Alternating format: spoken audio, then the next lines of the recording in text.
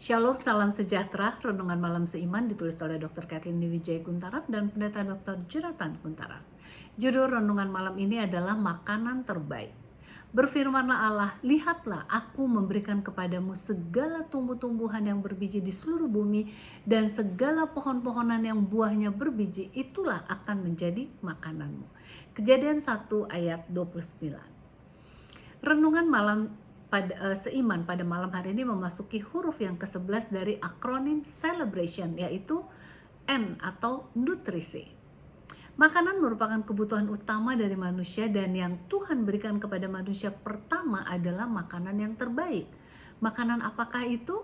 Makanan yang berupa buah-buahan dan biji-bijian seperti yang tertulis dalam ayat inti yang kita sudah baca di atas tadi. Setelah manusia jatuh ke dalam dosa, maka Tuhan mengizinkan sayuran untuk dimakan manusia, sebagaimana yang tertulis dalam Kejadian 3 ayat 18 yang mengatakan tumbuh-tumbuhan di padang akan menjadi makananmu. Oleh sebab itu, buah-buahan, biji-bijian, dan sayuran adalah makanan yang diberikan kepada manusia. Maka makanan nabati jelaslah adalah makanan yang paling sehat bagi tubuh manusia. Mengapa? Ternyata makanan nabati adalah makanan yang paling cocok bagi anatomi dan fisiologi dari manusia. Misalnya herbivora atau binatang pemakan tumbuhan mempunyai pembukaan mulut yang kecil. Sedangkan karnivora atau pemakan binatang mempunyai pembukaan mulut yang besar sehingga dapat memasukkan daging yang lebih besar untuk dimakan.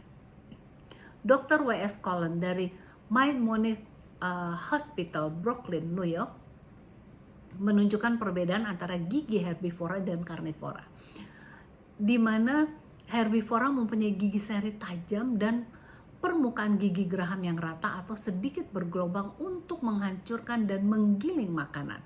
Sedangkan karnivora mempunyai taring yang memanjang, kokoh, serta pinggir yang runcing untuk menggenggam dan mengoyakkan daging.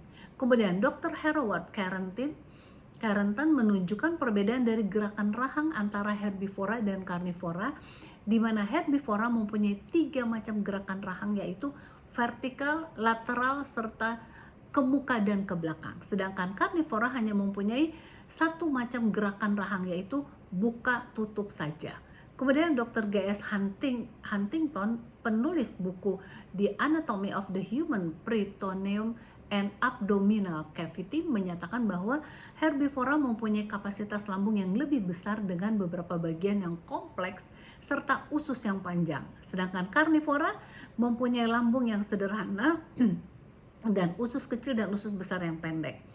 Dalam cara berkeringat juga ada perbedaan antara herbivora dengan karnivora, di mana herbivora berkeringat melalui kulit, sedangkan karnivora berkeringat melalui mulut seperti yang kita lihat pada anjing.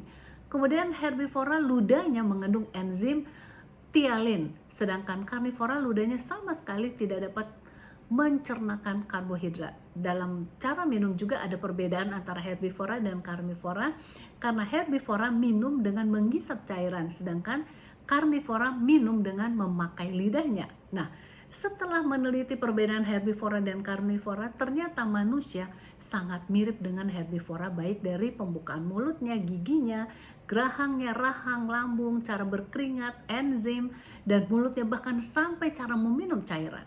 Sama sekali tidak ada perbedaan dengan karnivora. Jadi jelaslah bahwa manusia memang sudah diciptakan untuk memakan makanan nabati. Dengan demikian, penyimpangan dari hukum alamiah dapat menimbulkan dampak yang merusak pada tubuh kita. Tuhan pencipta kita sudah jelas mengetahui makanan mana yang terbaik bagi tubuh kita.